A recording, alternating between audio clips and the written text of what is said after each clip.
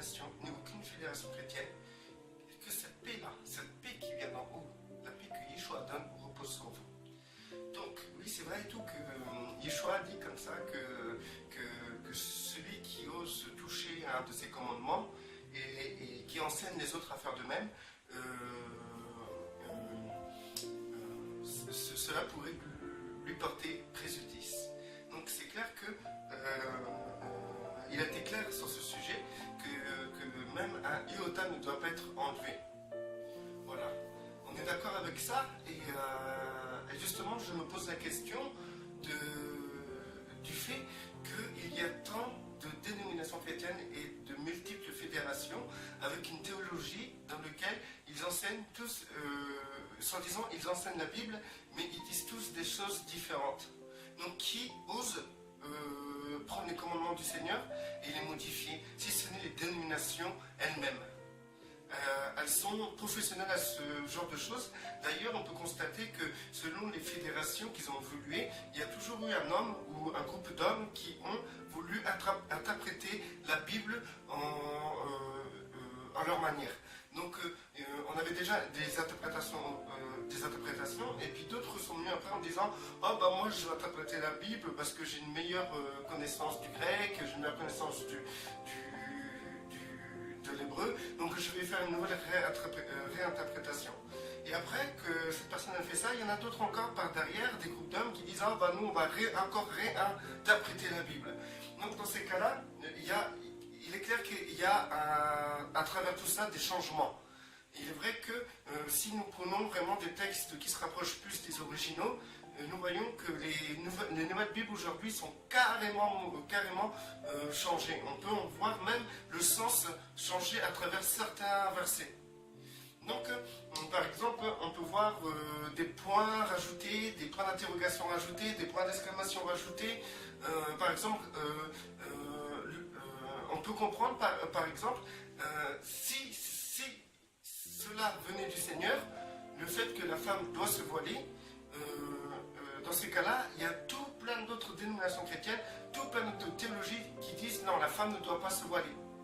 Donc, on voit ce phénomène que la femme, d'un côté, des femmes qui ne se voilent pas, et d'un autre côté, des femmes qui se voilent, et d'un autre côté, des femmes qui ne savent pas si elles doivent se voiler ou pas. Donc, on peut comprendre que la manière que les gens ont, ou les dénominations ont à interpréter la Bible et qu'ils en ont fait une théologie est carrément opposée les unes des autres, et on comprend qu'il y a un gros méli-mélo, un gros mélange, et cela, je suis certain que ça concerne ce que Yeshua a dit. Si vous modifiez ces commandements, et vous apprenez les autres à faire de même, vous serez appelés petits dans le royaume des cieux. Et je pense c'est tout que tous ceux qui ont des théologies, c'est des gens qui essaient de changer les commandements de Dieu. Pourquoi? Parce que si ça venait vraiment de Dieu, la théologie, tout le monde aurait le même point de vue.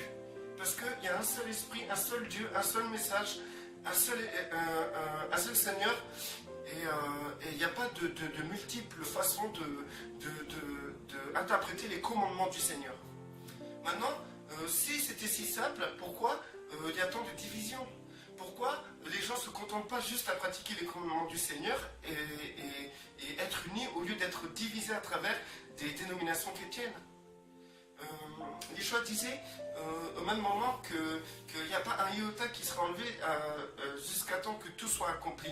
On sait que Yeshua, lorsqu'il a été sur la croix, il a crié « Tout est accompli ». C'est vrai qu'il a accompli la Torah, et aujourd'hui nous rentrons dans une nouvelle alliance qui est justement l'accomplissement de cette Torah à travers Yeshua.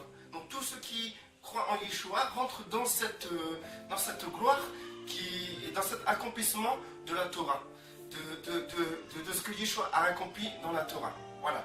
Donc, pour vous dire que nous sommes arrivés à un stade dans lequel il faut se poser la question pourquoi il y a tant d'interprétations différentes. Pourquoi, par exemple, on met 3 chrétiens ensemble dans une pièce, pourquoi les 3 chrétiens vont dire leur verset, vont pas être d'accord sur le même verset? Pourquoi on en arrive là? Pourquoi on en arrive au point où des femmes se voilent pour prier ou pour prophétiser, et d'autres femmes ne se voilent même pas, et elles prophétisent et elles enseignent? Donc c'est qui a raison, c'est qui a tort? Qui a raison? Aujourd'hui, dans les dénominations chrétiennes et les fédérations chrétiennes, on voit des femmes enseigner, mais dans la Bible, il est écrit que Paul disait dans la Bible, inspiré du Saint-Esprit, puisque vous considérez que toute la Bible est inspirée du Saint-Esprit, dans ces cas-là, pourquoi dans votre dénomination des femmes enseignent? Pourquoi? Moi, je ne donne pas mon point de vue. Si la femme doit enseigner, si la femme ne doit pas enseigner, si la femme doit porter son voile, si la femme ne doit pas porter son voile, je ne donne pas mon point de vue. Juste que je suis là pour vous dire qu'il y a une grande modification des commandements de Dieu à travers la théologie des dénominations. Et ça, c'est très grave. Et ces gens-là qui participent à cela, même si ce n'est pas eux qui ont fait leur théologie, mais ceux qui adhèrent aux théologies, participent à cette modification des commandements et seront appelés petits dans le royaume des cieux. Donc dans ce cas-là, si tout le monde respecterait les commandements de Dieu, tout le monde pratiquerait de la même manière. Mais là, c'est pas le cas. C'est pas le cas. D'une église à l'autre, on voit de différentes choses. Il y en a qui vont parler en langue, ils vont tous parler en langue, et d'autres, le premier qui va parler en langue, on va le regarder avec un regard pervers en disant, ouais, lui, qu'est-ce qui lui arrive là? C'est fini tout ça de parler en langue. Pourquoi il parle d'une langue bizarre? C'est une langue satanique.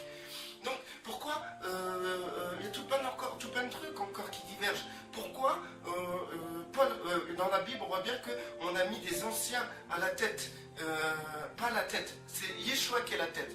Mais on a mis des anciens pour qu'ils puissent préserver le troupeau et non contrôler le troupeau. Aujourd'hui, on voit que dans les dénominations, ceux qui sont au-dessus, les anciens, les pasteurs, etc., ils contrôlent le troupeau. C'est même plus protéger le troupeau, c'est contrôler le troupeau. C'est même pas, qu'on va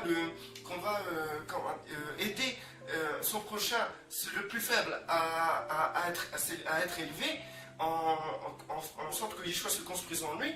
Non, on va pointer ses faiblesses et on va lui dire, il est écrit, dans notre théologie, nous les baptistes on fait pas ça, nous les pentecôtistes on fait pas ça, etc. On va l'accuser, le cribler d'accusations au lieu d'être patient et d'encadrer ces gens-là comme les anciens ont été mis en place dans les premiers temps. C'est pour ça que des anciens ont été mis en place et non pour contrôler, juger, etc. Maintenant, pourquoi on voit dans des assemblées des anciens qui soi-disant contrôlent le troupeau, qui soi-disant encadrent le troupeau, mais contrôlent en vérité le troupeau, parce que c'est des fédérations, c'est des associations, et c'est hiérarchisé. Donc c'est-à-dire que y a le clergé et le reste. Voilà, c'est comme ça. C'est vrai que ça se passe comme ça. Regardez autour de vous, soyez honnêtes envers vous-même. Ça se passe comme ça. Il y a le clergé et il y a le reste. Donc c'est comme les catholiques. Il y a le clergé et il y a le reste. Maintenant, quand ce n'est pas les anciens, eh ben, on voit dans un autre côté des dénominations de fédération des pasteurs qui sont au-dessus des anciens. Et c'est encore pire, le pasteur, les anciens et le reste. Alors c'est presque le même exemple qu'on peut voir chez les catholiques.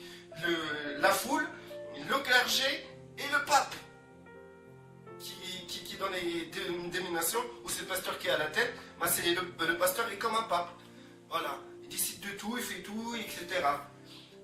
Sachez que chaque frère et sœur qui a l'esprit en eux ont la possibilité de décider et ont la possibilité d'avoir leur mot à dire dans l'assemblée où ils sont. Ce n'est pas le clergé qui décide, c'est les frères et sœurs réunis en sachant que ceux qui sont anciens sont dotés de l'Esprit de Dieu et ils sont remplis de l'Esprit de Dieu et ils émanent l'amour de Dieu. Et donc ils seront se soumettre pour servir leur prochain. Les anciens sont faits pour servir leur prochain et non pour les commander et les diriger et être au-dessus. Non, les anciens sont faits pour servir leur prochain dans l'amour et les conduire dans la sécurité et ils doivent mettre en place les circonstances dans lesquelles le troupeau peut évoluer. C'est-à-dire, ils doivent veiller que Yeshua soit respecté et ses commandements aussi. Voilà. Donc maintenant, c'est pour ça que moi, depuis un moment, je parle de la Bible. Moi, je vais vous dire, les gens qui me jugent et qui me disent, oui, toi, tu juges la Bible, etc. Je vous parie que c'est des gens, ils n'ont jamais lu la Bible en entier. Ils n'ont jamais lu la Bible en entier. Le peu de connaissances qu'ils ont, c'est des connaissances qu'ils ont appris dans les églises.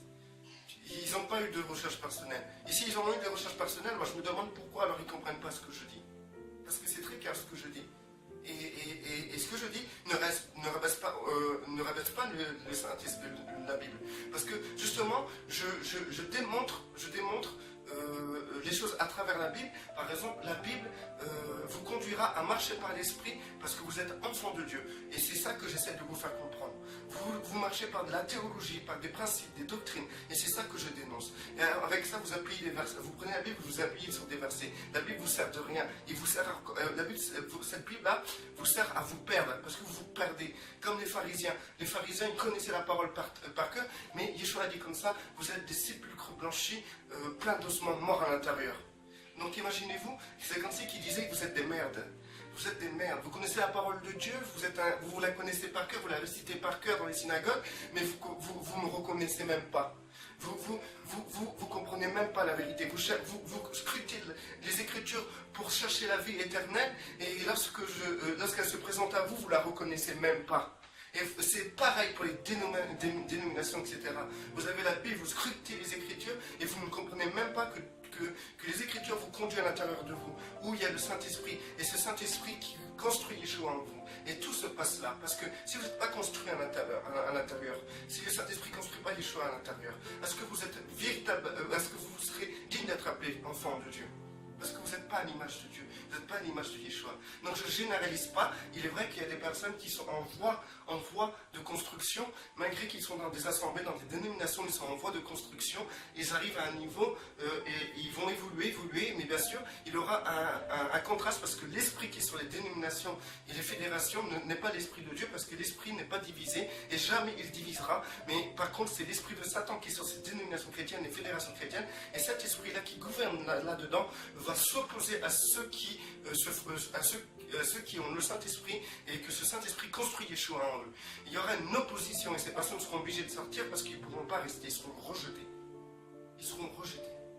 Donc voilà, que la paix soit sur vous et que celui qui est béni reste béni et que celui qui n'est pas béni soit béni au nom de notre Seigneur Yeshua pour la gloire du Père et tout pour la gloire du Père. Et vous pouvez regarder toutes mes vidéos, vous pouvez regarder tout ce que vous voulez. Vous pouvez analyser, décortiquer, vous verrez que je parle pour la gloire du Père. Je ne parle pas de moi, je ne témoigne pas de moi, je ne parle pas de moi. Je n'ai jamais dit que j'étais quelqu'un ou quoi que ce soit, donc je ne suis pas ce qu'on peut imaginer, quelqu'un qui veut créer des choses, qui a des adeptes, etc. Parce que pour que j'ai des adeptes, il faut que je parle de moi. Mais je ne témoigne pas de moi, je témoigne du Saint-Esprit. Et ce Saint-Esprit qui en moi témoigne de Yeshua, écrit Abba Père.